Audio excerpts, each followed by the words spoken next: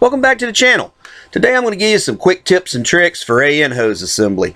The neat part about this is one of those things that when you do it and you don't scratch them up and they come out looking real professional, people just think it's absolutely amazing. And you can always turn a quick buck doing this for your friends and people that you deal with. Plus it makes any project look better if they're done with a little craftsmanship and a little care, and that's just a simple matter of don't scratch the coating. It gets no simpler. There's really no black magic or mystery to these things. A good set of AN line cutters, and they are a specific set of cutters. They are not wire cutters. They are AN hose cutters. And a good sharp set of linesman pliers or side cutters to trim off any strands that don't get cut when you trim it. So now that we got everything loose under the car, I got to make some new ends to go on it up here. And these soft jaws are just perfect for working with these AN lines. These are actually made by Air-Equip.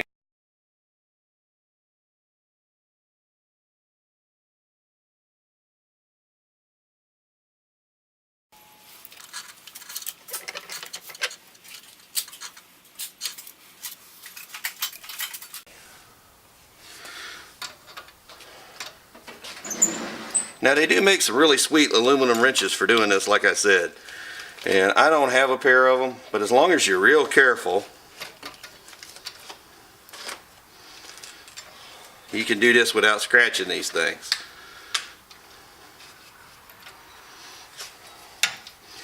And that's kind of always been the mark of the professional on these, is that they're not all scratched up when you're done.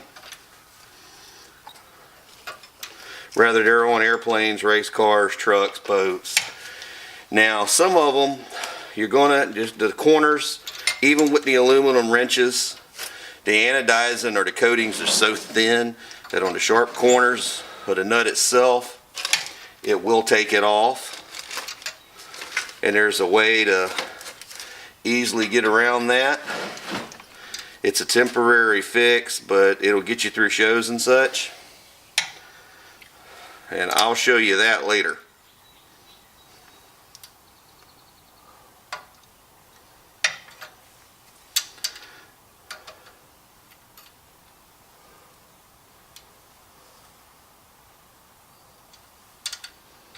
And then the other thing is to try to square them up where the blue meets the red.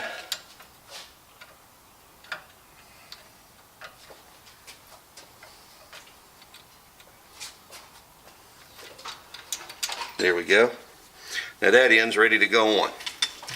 Now I got to measure from here 13 inches the other way, and then I'll put this swivel on, and then this hose is ready to go on the car.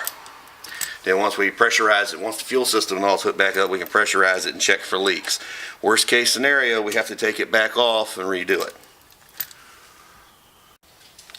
Now there's many ways to cut this stuff, but the way I prefer is to use these cutters. Now this pair is getting a little worse for wear. I've been using them for about 10 or 15 years now, and I need to get a new set. Excuse me. And I recently had these resharpened, and they're still a little disappointing now because there is a notch worn in there. But cutting stainless steel is no light task. Now this is one of those tasks that's best performed with gloves on. When you cut it with the cutters, it squeezes the hose down. So what I usually do is tighten it up. You wrap a piece of tape around it before you cut it, just as if you were going to cut it with a grinder. And then go ahead and push the end in. Now, I've found that these Red Horse ends are a lot easier to deal with as far as getting them on than the Air-Equip ends are.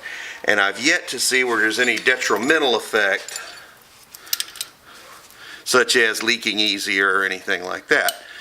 Then what I usually do is take a round punch, and I go in here and I work the line over into the ferrules. Then put just a little dab will do ya.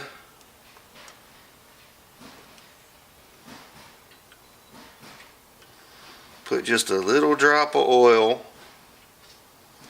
on the end of that fitting.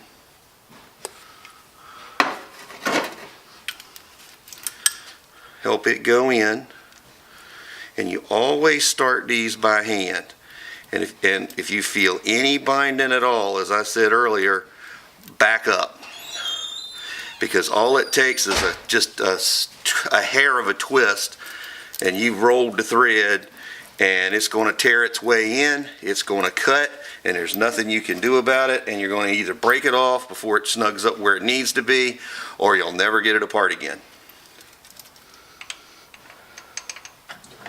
These things are very simple, but they're not very forgiving.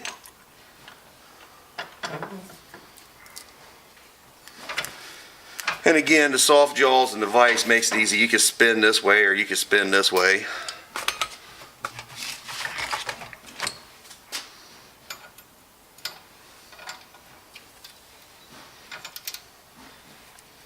And see, this is why it's called a swivel, because this swivels. For those that haven't done this before. And if you have done this before, I'm sure you got your way of doing it. And I'm always open to pointers, so if you'd like to comment below and make any suggestions besides the obvious to get some aluminum wrenches, I'd love to hear from you.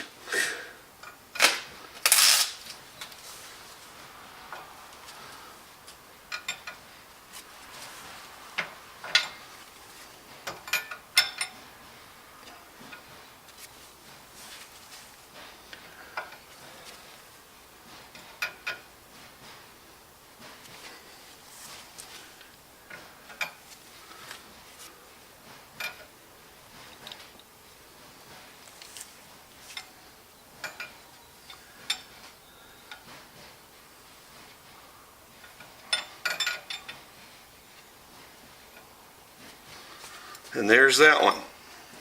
So it's ready to go on the car.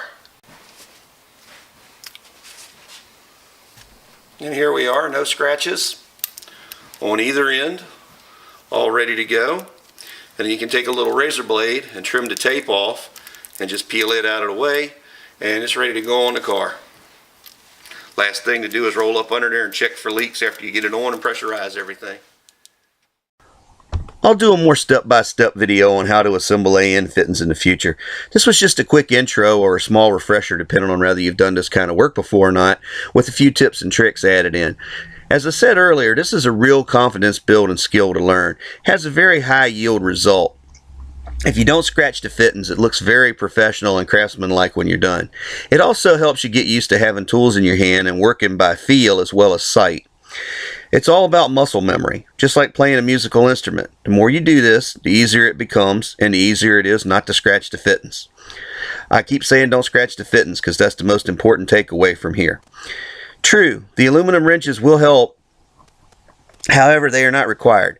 You can use your existing wrenches, which is very cost effective when you're just starting out. I've been doing more and more of this kind of work in recent years and should probably invest in a set myself, and that may be the catalyst I need to do the additional AN video. All of us had a confidence inside of us to do any of this work.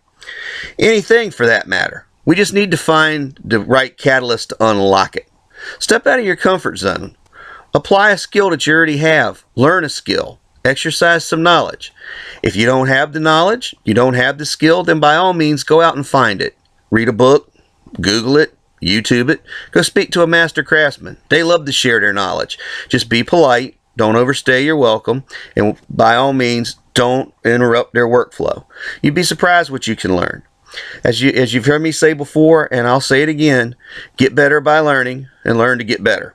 I'll do my best to get part 4 of the Q-1050 video out soon. That's the next step, really. I'm waiting on parts to come in to finish up the car. Try something different today, or think of something different you'd like to try. You'd be surprised what you may come up with. Until next time, this is Fab Race Mod Repeat. I hope everybody has a great day.